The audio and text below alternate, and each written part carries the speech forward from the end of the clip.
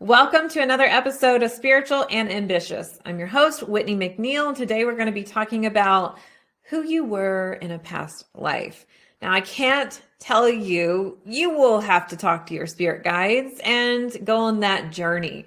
But we're going to talk about past lives and who you incarnate with and all those types of things. But before we get started, I would love for you to subscribe, share this episode with a friend, and you know that I love hearing from you over on Instagram. I've also pulled some cards for today's episode as well. And I pulled them ahead of time because when I've been recording these episodes, you'll hear the shuffle. And I thought, I'm just going to go ahead and shuffle the cards before the episode. Guess what I pulled? I pulled the past life card. This is complete your unfinished business. So hello, like this reminds me of karma. This reminds me of lessons that we are going to be talking about today. And then I also pulled 3 other cards and I'll share those messages as they come through in this episode. So my very first past life regression I did was so helpful. I did not know what was in store for me. I just sat there in this room. This woman came in and she helped guide me. And I saw 3 different past lives in one session. And we could only really spend a whole lot of time in one session, in one life. But I was aware of these others. And it was different because normally she would only see one person go to one past life. And my spirit was ready. Like, I got to know.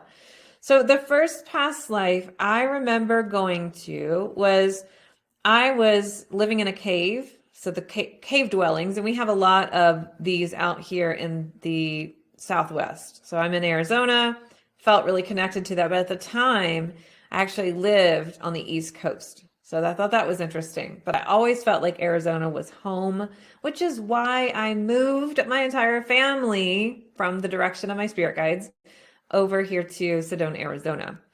So with this past life, I was remembering that I had these abilities. I had the psychic connection. I had healing abilities, but I was an outcast from the rest of the group.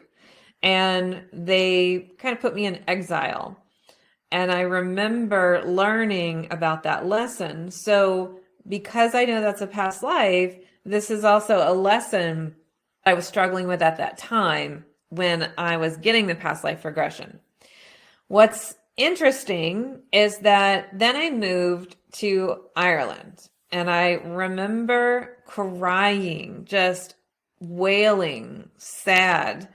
And I had lost a child and it was as if someone had ripped this, energy from me and it just felt awful. So this is something that was so deep within me that I could not stop crying.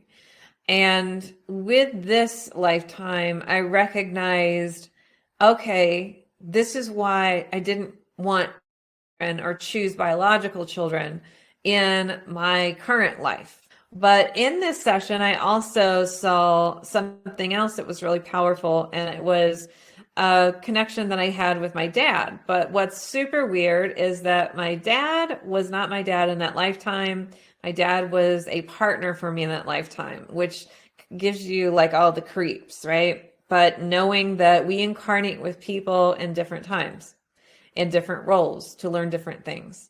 So I took that information, and as I continued to develop my own practice, I started doing past life regressions for other people. And it's amazing because I have had people on my table. I no longer do this, but I'll tell you that with a caveat. I no longer do this, but when I used to, some people would speak in different languages and they did not know that language. Like without the past life regression, they would not have been able to speak that language. And some people will go into a current past memory. So current life, past memory, and then some will go into several different lifetimes. I remember so many profound experiences, especially with one client who came in and had estranged relationship with a family member. And when she was coming in to get the past life connections, it took her a while to get into a specific life that she knew would be really hard for her. And when she did, and she healed a cord in that lifetime, after the session, within 2 weeks, that estranged family member reached out. And what's been really interesting to see those connections. So that person had incarnated with her in that past life. And because they worked on some of the cords and the energy in that past life, it also helped her now. I call it the domino effect. If we can find and go into past lives where the source point is of an issue or cords or a problem, and we can work through and heal that in the past life, it's this domino effect that trickles down and affects the current life scenarios, which can be really interesting.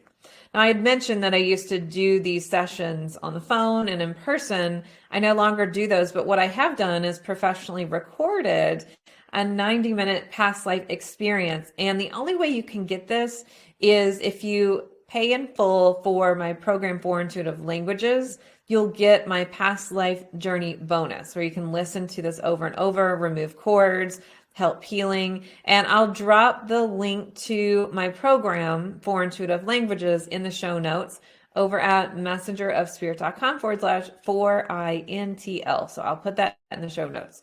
So let's talk a little bit about past lives. How many do we have? I have not received the answer for this because it's unique to each individual and each person. And when I have talked about how many past lives I have not received a numeric answer.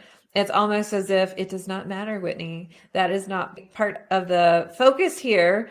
That's not the point. We need to move forward and knowing that this is where it is. Because sometimes we get focused on, is this my last life? You know, I get that, where we're thinking, I don't want to come back here again. Like, is this it? And when we say, is this my last life? You know, it's not. If you're saying it is, you know, it's not. And also, if we're hoping it is, you know, it's not, because there's more stuff to do there. And as a spirit, we choose, and we choose to grow and learn. So it's really challenging to say that this would be the last life, because who knows how you're going to feel as you move forward and progress in spirit. How many lifetimes do you have? I have gotten numbers for other people, but it's different for each person. What I will say is normally a spirit does not incarnate in the person's lifetime. So here's an example. If you have a grandfather that passes into spirit, normally they will not choose to reincarnate until at least you have passed. So most of the time you can talk to your grandparents in spirit. Sometimes there are faster reincarnations. Most of the time it is a longer journey where they get to choose. So can I give you an average? Nope. It's up to the soul. It's up to the spirit. But most of the time, that energy, when you have passed on into spirit, it will take a longer amount of time before you choose to reincarnate again. But not always, because especially with children, if you have a child that hasn't been able to come to this world through miscarriage or something else, oftentimes I will see that child try to come back through very quickly.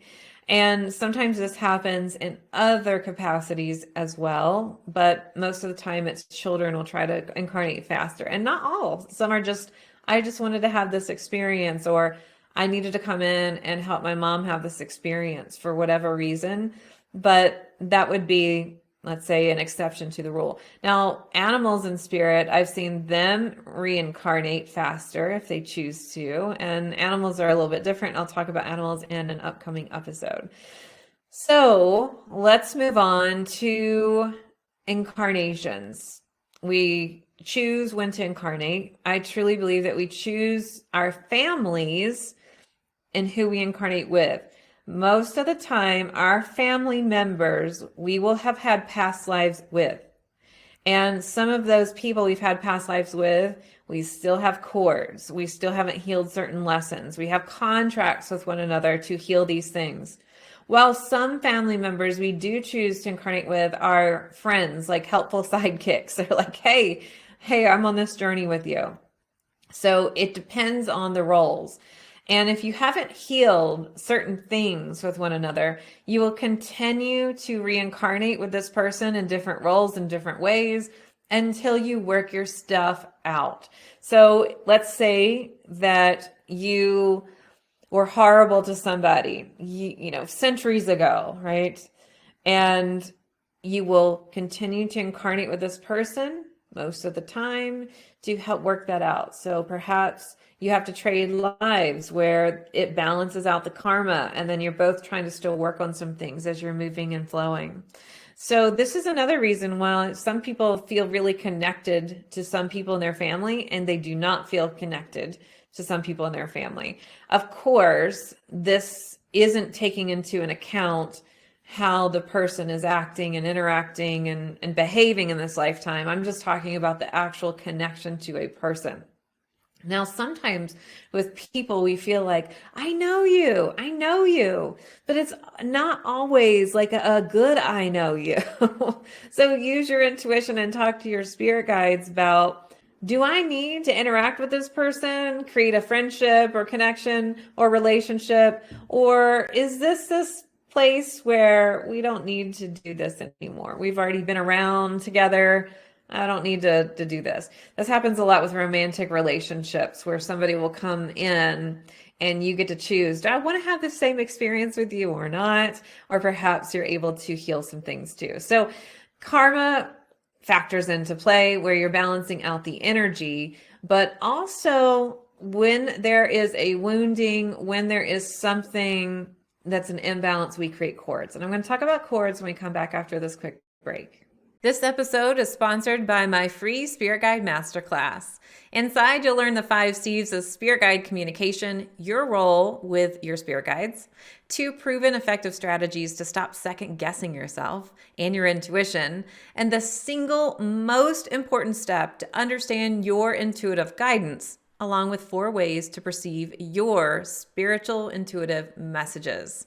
You'll also be getting a workbook to go through this class as well. You can join at messengerofspirit.com/free class. Thanks for hanging in there with me. We're talking about past lives and who you were in a past life here on the Spiritual and Ambitious podcast.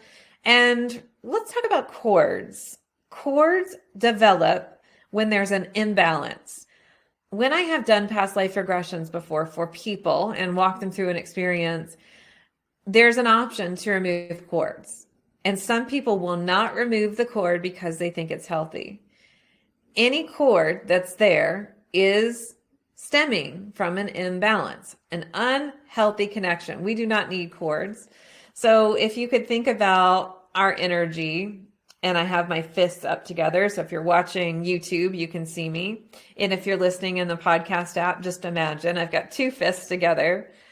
What happens is we should be able to interact wholly and completely with these 2 fists. Our fingers can interlace, we can connect with one another, but then when we're done, our energy can come back into place and we're these little balls of light. We don't need cords. Now, if you see my fist and now you see a finger kind of touching the other, this is a cord and it develops. And it's almost like a parasitic kind of connection, which we don't love, right? Nobody likes that. Somebody's draining the other some way. So someone's trying to siphon off power, siphon off energy, trying to get that connection. So you always want to remove cords. This happens even when the relationship looks healthy in this lifetime. So you might say, I love my daughter, I love my son, I love my parents. I don't want to remove that cord.